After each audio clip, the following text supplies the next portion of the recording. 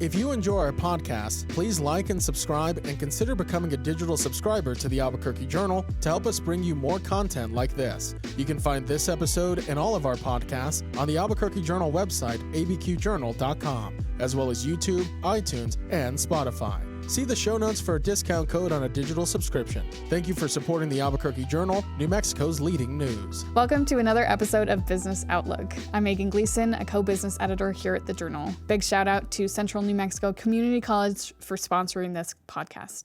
Today I'm joined by Terry Cole with the Greater Albuquerque Chamber of Commerce and Adam Silverman with NAIOP. We talk about the legislature that's ongoing. We're past the halfway point now. Things are really rolling. Terry and Adam get into the crime package, energy bills, oil and gas bills, all sorts of things, tax property, a lot of things that maybe don't scream business, but are related to business and trying to pull developers in and get them to stay in New Mexico. So I hope you enjoy this conversation. CNM is truly one college with infinite possibilities in tech and data sciences. CNM offers programs where everyone can learn about software, apps, or how to build websites. You can also choose from AI programs and machine learning, the Internet of Things, and so much more. CNM, one college, infinite possibilities, and a proud sponsor of the Albuquerque Journal's Business Outlook. Today I'm joined by Terry Cole, the CEO and president of the Greater Albuquerque Chamber of Commerce, and Adam Silverman, the president of NAIOP. Thank you both so much for joining me. Thank you, Megan. Glad to be here. So today, we're recording this on Thursday. It won't come out till Monday, but today is officially the halfway point of the legislature. We've got long committee bills listed in the floors and the committees, and it's things are rolling. How are you guys feeling? Well, this is the fast and furious time. That's no doubt about it, and it just changed overnight. So we have everything on high speed, don't you think, Adam? Yeah, it's amazing when you get in the second half of the session how things really start to come together. So we're looking forward to hopefully some actual exciting stuff happening over the next half. Yeah, we've only seen the feed bill make it to the governor's desk, but we are seeing some progress. Things are really hitting the floors now and getting to the other chambers. It's moving. Yeah, it's crossover time, boy.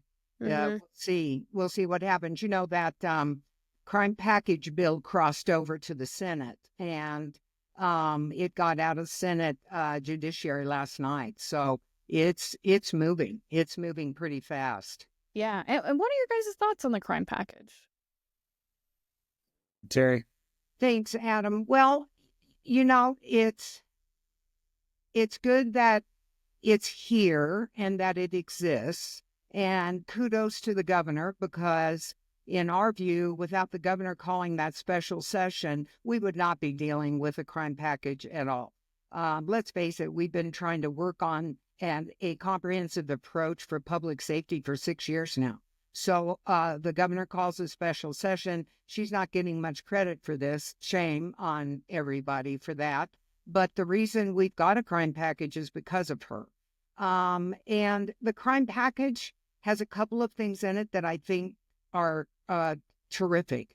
One is the criminal competency language in the bill. We have a horrible problem with violent criminals who are mentally ill getting sent right back on the streets.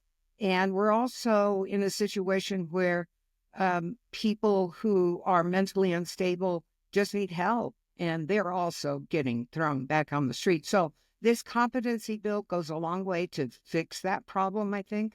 And so that part of the bill is good.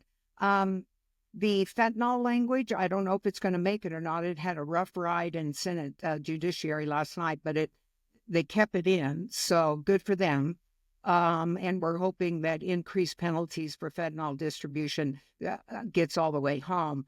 And then there are a few other things in the bill. There's 6 things in total, but it's not enough in our view. It's not enough. So we are going to be working very hard for individual bills, and hopefully depending a great deal on Senator Joseph Cervantes in the House Judiciary, Senate Judiciary, to get some individual bills that will have greater impact, like juvenile crime felons caught with a firearm, for example. I mean, there's a lot that we can still do. We have about 7 bills that we're going to be pressing hard on. Yeah, and that sentiment of it doesn't go far enough, we've heard that from a lot of Republicans, from the governor's office, from Bernalillo County District Attorney Sam Bregman. Adam, do you have thoughts on the crime package, or are there any other bills you're watching out for? Actually, I'm in lockstep with Terry. I think that was extremely well said. Kudos to the governor for pushing this. I think all the constituents of all of the legislators are tired of what's been going on. We're tired of the status quo, and we need change. And some of these bills, I mean, while they're not perfect, we have to start doing something. I mean, we look at it, from a commercial real estate perspective. I'm the president of the board for NAIOP, and these are economic development issues. The stuff that gets decided on in the Roundhouse is felt much further than just what happens in that building. People around the country are watching. There are people that want to come to New Mexico. And when we're on the bottom of all the bad lists, it just, this just seems so easy. And our legislators, should hopefully do the right thing and step up and pass some of these bills. But we need this, and we need it today. We don't need it, 2 years from now in the next 60 day. We need it in 2025. Yeah. And I think sometimes I write a lot on the business desk about these crime bills, and people are confused and they're like, how does this relate to the business community? But so many things relate to the business community, right? Because it's about setting up shop in New Mexico and wanting to live here and raise a family here and send your kids to school and be in a safe environment. There are so many things going on in the legislature that might not scream business outright, but do impact business. Well, and we feel it very directly when we're talking to businesses who are interested in relocating here or companies that want to expand. When you have the first 2 questions out of their mouth to be about how safe is it there, we hear it's not a safe place, and then quickly followed by education and the education struggles we have. But when crime and public safety is at the top of the list, I mean, how in the world can you create a place that's competitive if you've got that problem? Yeah, and to echo, that I saw a statistic recently that we have a net outflow of people. Texas has an inflow of 7%. Arizona had a 3%. Oklahoma had almost a 3%, and we were a negative 0.6%. So, everybody's watching. And New Mexico is such a wonderful place. And the business community is going to step up, if the public side can get some of this stuff right, and we can really start focusing on, the new stuff, not dealing with all this old stuff. Yeah. And, another bill I want to bring up to talk about is this push for site readiness funds. I mean, almost every story I've done in the past year or so talking to developers has been there's a lack of shovel-ready sites that people can set up on. What do you guys think of this measure to start funding initiatives to make sites ready for developers to move in? Adam, why don't you take that? Thanks, Terry. Yeah, one in my wheelhouse. This is a fabulous idea. It's something that will give a shot of adrenaline to the built environment in New Mexico. We have companies that work with all of the economic development partners in New Mexico. I regularly get emails from the economic developers with requirements, with people looking to come to New Mexico. And we're not talking about, small, 10,000 square foot. I mean, we're talking, I need 50 or 60 acres for manufacturing facility. I need a 200,000 foot warehouse, cold storage, food production. And the problem is that our industrial base is, I think we're a sub 4% vacancy factor. Maybe it's reached up a little bit. I haven't seen the past quarter's results, but it's fascinating. I mean, putting in base roads, dry utilities, wet utilities, and just having this stuff ready to go, speeds up the time it takes to get something like this done. I mean, currently right now in Albuquerque, it takes 4 to 5 months to get a water and sewer availability letter before you can submit for permits. So if we knew the water and the sewer was there and the water authority was on board and we had the county and the cities and all the municipalities thinking about economic development through this bill, we can really start to change not only the larger cities, but some of the rural areas. The other thing I'd add to that, Megan, is that this bill is a great example of what our goal is during this session. We started out this session saying, let us leave this session with New Mexico more competitive. We need to be able to compete with the states surrounding us at a much higher level and throughout the United States. This bill is a great example of helping us be a more competitive place. So I think it's going to get up to the governor's desk. So far, I just haven't seen any pushback at all. Have you, Adam? No, I haven't. I think this is something that people have been talking about for a while, and we finally found the right opportunity. Look forward to seeing what happens. I mean, in its first committee, it got a motion for approval like 5 minutes in. There's a lot of bipartisan support. Isn't it great when we have a great bill that makes us more competitive and we have money to fund it? So thank you, oil and gas. Do you want to talk about oil and gas? There's a lot of oil and gas measures coming up. I do. I'm telling you. You know, I have highlights I would share about the mid-session, and I have lowlights. And this oil and gas effort that's going on right now is something I just haven't ever seen in this legislature before. They are hell-bent on passing excessive, punitive bills to hurt the oil and gas industry and punitive regulations to hurt the oil and gas industry in this session. I've never seen anything like it, and I don't understand it. I am in committee twice a week trying to kill a bad bill that will hurt the oil and gas industry. It's really a shame. And hopefully by the end of this session, we will have made some progress to kill the bills. Look, energy is an all of the above equation for most of us in the business community. And I think NAOP has been wonderful at supporting that all of the above strategy too. We need oil and gas. We need wind. We need solar. We need nuclear. We need it all. And we should support it all. But to try to identify a sector like oil and gas and try to kill it is just ridiculous. And talk about making New Mexico uncompetitive. The only reason we have the revenue we have right now is because of oil and gas. Yeah, and oil and gas funds upwards of a third of the state budget. We've seen a few measures like increasing royalty rates on oil and gas operators, increasing civil penalties for violations of the Oil and Gas Act. There's a lot of stuff going on. Do you have any thoughts on this, Adam? Echoing Terry's comments, I mean, the oil and gas industry is like having a really rich uncle that loves to send you lots of birthday presents, even when it's not your birthday, and trying to go back to that uncle and tell him, hey, I have too much. I don't want your money.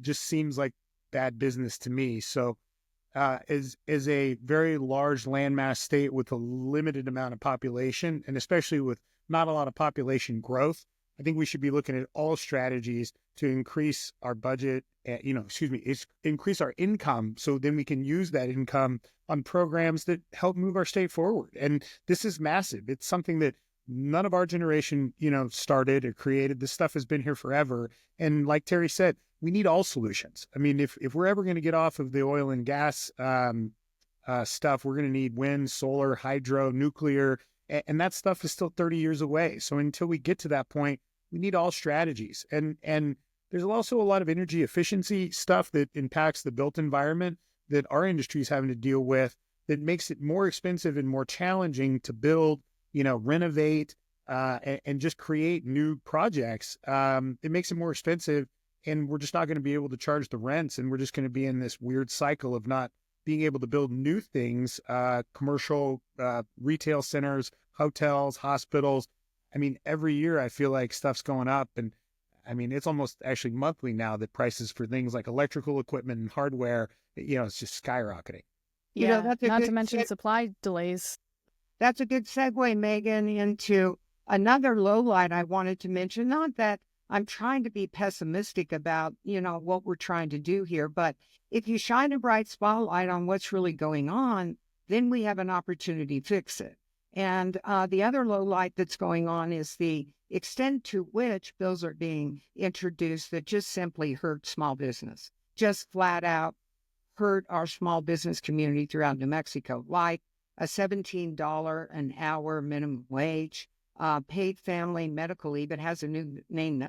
I haven't got that name in my brain yet, but it's got a new name and it got out and now it's probably going to the floor on Saturday. That's a bill that's going to hurt small business. So I do not know why there is this focus on trying to hurt the small business community in the state, but we are struggling with trying to kill those kinds of bills. Then the other quick low light is tax policy. I mean, it has no traction. We are not going to leave this session, I don't think, with any improvement in GRT reduction or pyramiding. I just don't think it's going to happen. And what a shame.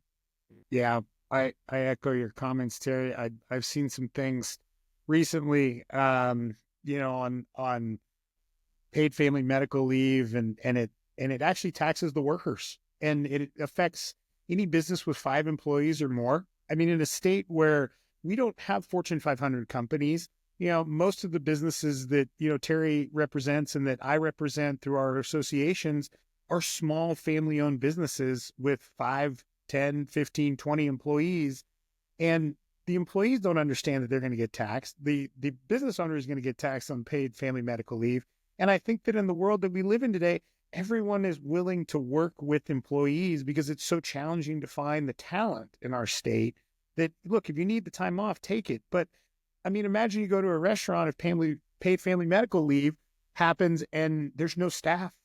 Nobody's there because they can take all this time off. I mean, it's going to cause massive downstream consequences that I think there are better ways to do this than what we currently have on the table. And I'm hopeful the legislature, sees that as they get through their legislative process. Yeah. On And that's the other side, we do have another bill, Megan, that Representative Dow introduced. I don't know if it's on your radar or not, but it's basically a straight up maternity leave bill, and it would allow 6 weeks of maternity leave. We are 100% behind that bill. It's the right approach, and it's also the right problem to solve for our businesses and families and their employees and everybody else. So I don't know, that bill, it's going to be hard to get that out of committee, I think. Yeah, I think it'll be similar to Representative Marion Matthews' bill last year, which we saw die in committee, right? And to specify, the Paid Family and Medical Leave Act kind of got a major rework recently that you mentioned, Terry, about instead of having employees and employers pay for parental leave, the state would be fronting that cost, but still employees and employers would be paying for medical, bereavement, safe leave, military exigency leave.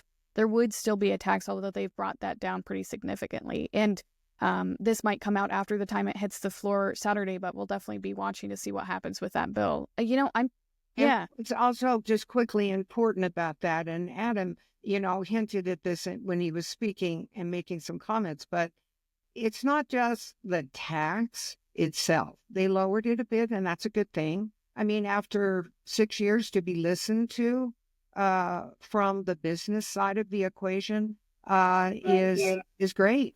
But on the other hand, what they're not understanding are all the other costs associated with this. I mean, it's very expensive to hire, either through a temp agency or otherwise, and employ to fill the spot of the person who's leaving. So there's a lot of costs on top of the tax. Yeah, and something that just- Republicans have brought up, a big argument, especially in specialty fields. Like, where can I find the workers to fill these high education jobs while others are on leave? Yeah, it's a challenge. I mean, we have tremendous industries: Sandy National Labs, Los Alamos National Labs, Air Force Research Laboratory, and they are hiring talent from the private sector. And so it's just this big shift of people moving around. And so this just adds a little bit more complexity to it.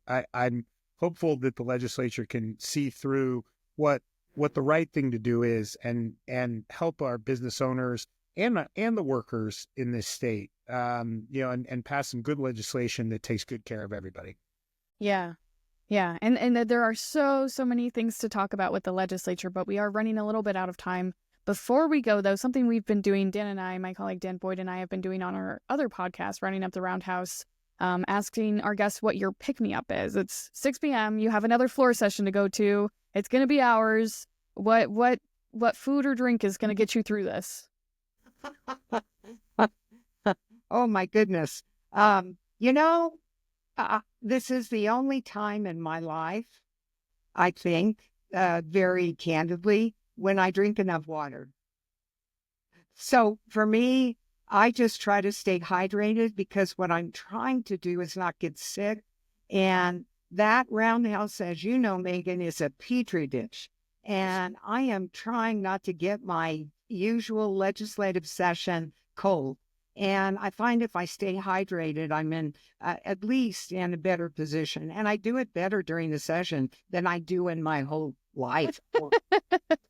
Yeah, man, it's like working in the childcare industry. Like you're just bound to catch germs. What about you, Adam? What's going to get you through the night? Protein Pop-Tarts, maybe. I mean, they're delicious. You know, got the sugar, got the carbs, and the protein, and they fit in your jacket pocket. So no plug there. But the plug is that we have a hand sanitizer company called Be Clean. So I probably need to come bring some more up to the Roundhouse, Terry. Yeah, that sounds good. Megan, I wanna end on a little bit of an up note. We have a behavioral health package that's very, very impressive, and kudos to Senator Munoz and also Senator Ward and the governor for driving that package. That's going to make a big difference. And Adam, I think our economic development incentives are in pretty good shape so far this session. Job training, money, LEADA money, and that sort of thing. So. Yeah, I wanted to end up on an up note because how can you not, really? You must have both. I want to add, I got two weird ones and then a happy one. The weird ones were in our industry, we're dealing with some property tax changes. There's really only two types of property. There's residential and commercial. And so there are two bills being worked through right now. One, our industry worked on a commercial property tax bill. I believe it's House Bill 342. And we've agreed to some consistency and some predictability in the commercial property tax code, which allows us to sort of work through some stuff that was a little bit out of whack due to some new systems with the Bernalillo County Assessor. He's been great to work with. From my sources, the legislature is going to fund affordable housing, and we need all the housing solutions we can get from the most populous cities to the most rural areas. Housing is a major challenge. And I was happy to see the legislature start to step up and fund some of these programs, specifically, in the larger cities, but also for the rural areas. Yeah. Well, thank you so much for joining us. I know it's impossible to talk about a 60-day session in 30 minutes or less, and you guys did a really good job. Oh, thank you. And so did you. Adam, good to be with you always. We'll be talking, I'm sure. Same. Great. Thank you for all your efforts. And Megan, thank you in the Journal. This is so important. We need everybody to pay attention. This impacts everybody's daily life, whether you're a doctor, a teacher, a bus driver, construction worker. Please pay attention to this. This is so important. Yeah, you can find all our coverage at abqjournal.com. But otherwise, stay tuned for another episode of Business Outlook. Thank you guys so much.